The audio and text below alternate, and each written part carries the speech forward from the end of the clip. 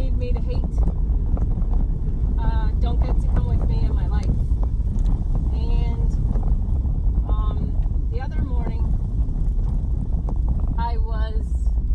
as I was waking up, I was connecting to Neem Karoli Baba, Mahariji, and I said, could you please give me another way to teach this, or a way to get the concepts across? And so what he gave me was,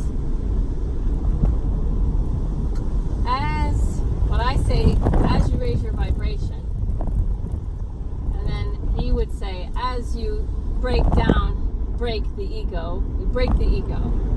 And so then I always say, you're always going to have the ego, it comes with the body, but he says no, that you can get rid of the ego. And so we together are going to work towards that. So everyone following these videos, that is the new intention.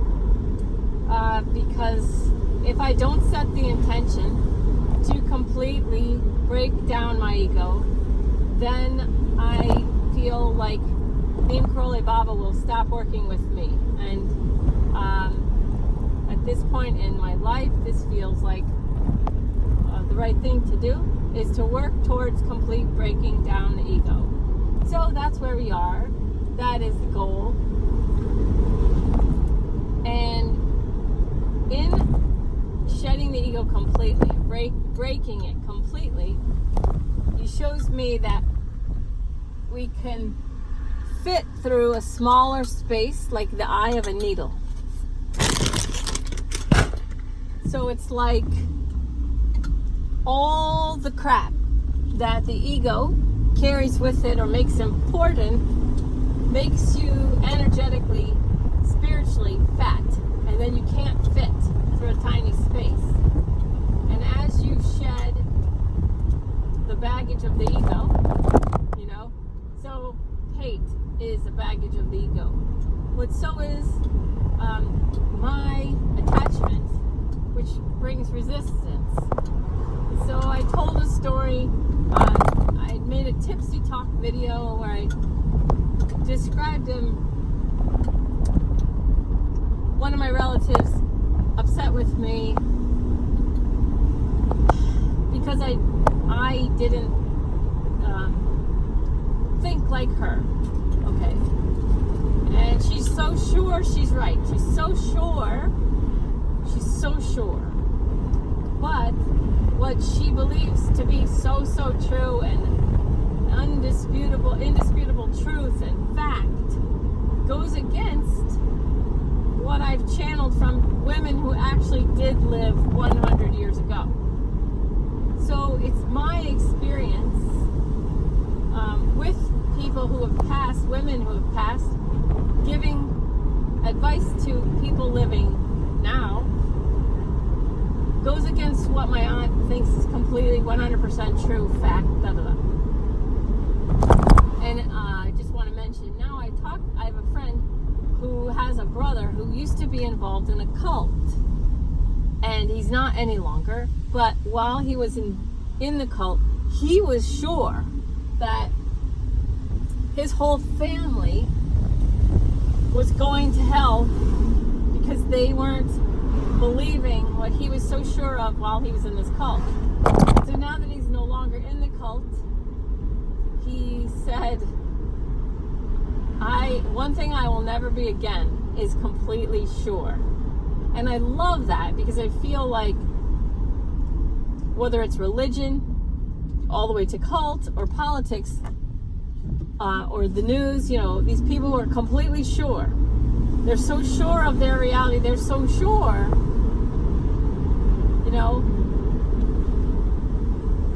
that it's easy to bring the ego in at that point of life and then fight people who are so sure of the opposite. Okay? So it bothered me that I felt my relative put politics. He wasn't the only relative that did. I feel like a few of my relatives feels like they put politics ahead of our relationship. So politics is more important than their relationship with me, okay? And then that relative has made it clear since then that my relationship with them is more important than politics. So I've seen that relative since, and everything is great and loving, and I'm hilarious again. And so they love me again. Now, my attachment to things with this relative staying good, staying great, becomes a new problem, new spiritual baggage, new egoic baggage, and energetic fatness that will keep me from being able to pass through this small space, the eye of the needle. So everything I can let go of, everything I can let go of will allow me to pass through the eye of the needle. So that's Neem Karoli Baba's teaching. So for some people, obviously, it's going to be hate that keeps them spiritually fat and energetically fat. Egoic baggage, their hatred, also resistance, also attachment. So, in order for me to keep moving towards being able to fit through the eye of the needle, I have to allow my relative or my friend, so anybody, my chemistry teacher, I have to allow them to hate me, get mad at me or whatever, without resisting that. I also have to enjoy them while they are in a period of putting my relationship ahead of politics, but also allow them to go back without resistance, without attachment. So I can't attach to, oh good, she's nice to me now, you know, because I set myself up for, oh damn it, she went back. It's like, no. I enjoy what I can enjoy. So I have a 21-year-old cousin who died, and we had a conversation, and he said, why are you making my life about you? And I said, I'm not. I've just said that you're gone. My life is about me, not you. It had nothing to do with you. So you making yourself sad over my life being over makes no sense. You're making it about you. When I came, I did what I did, and now I've passed, and I'm in a new form now. It has nothing to do with you. Nothing to do with you. You're making it about you if you're making yourself sad thinking about me being gone. So, and then I said, okay, so what's the meaning of life then? He said, the meaning of life is be happy. And I said, okay, so how do I do that? He goes, you let go of everything that doesn't make you happy. And I said, it's that simple. He goes, it's that simple. So it really, it goes along with this Neem Karoli Baba stuff. It's like all letting go, letting go, letting go. And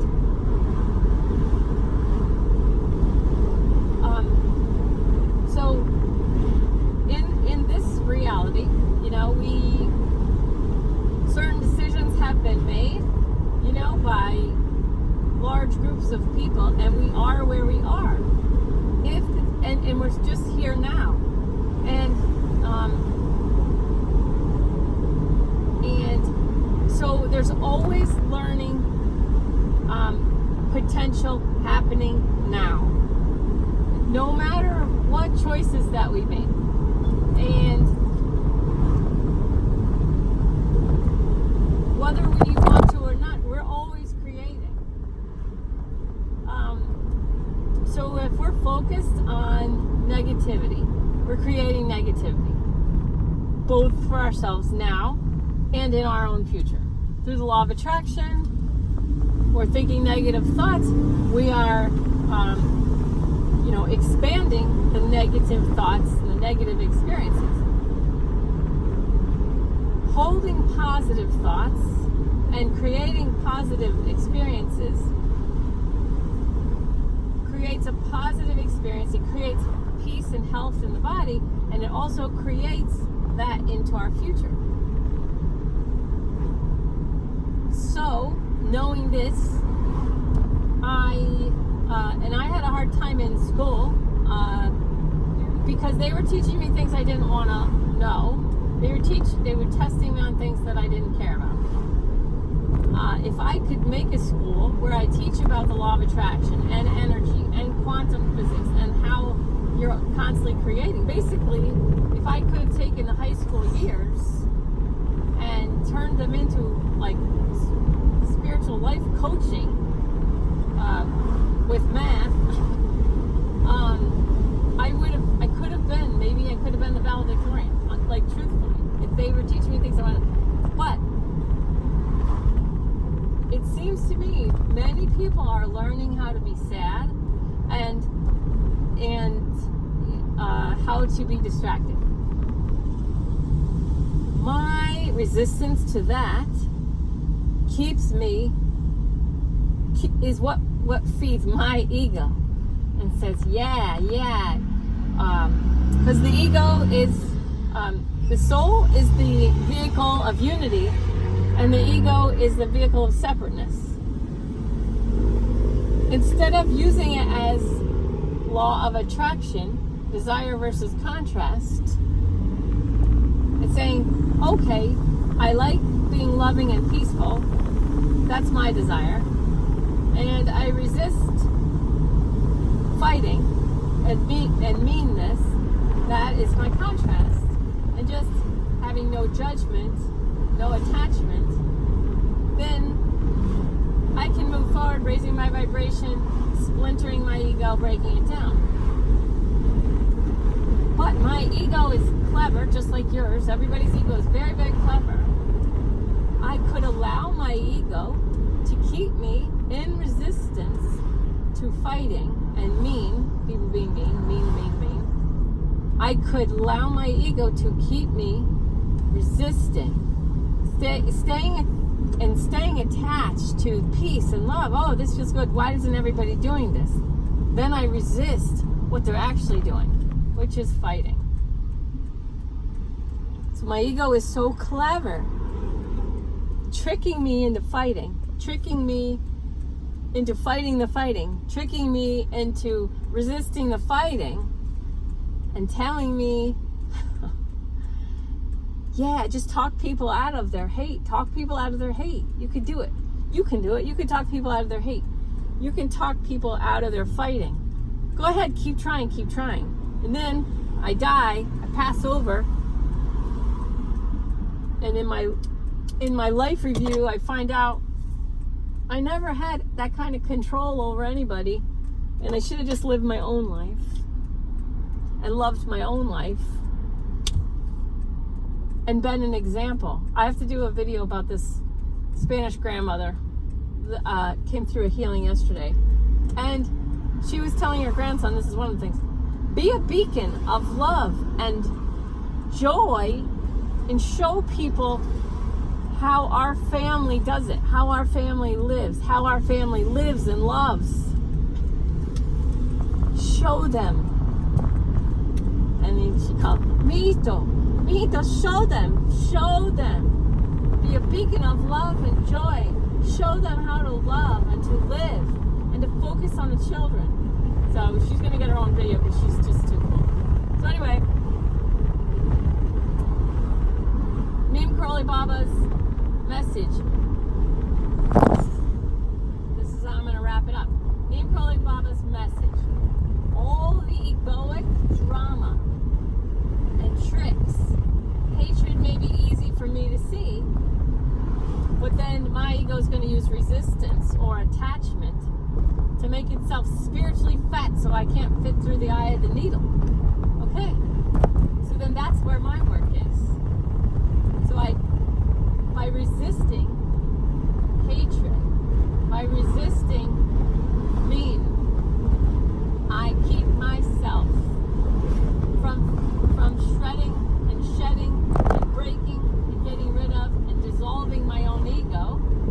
then my ego blames my chemistry teacher. You know, it's not, but it could.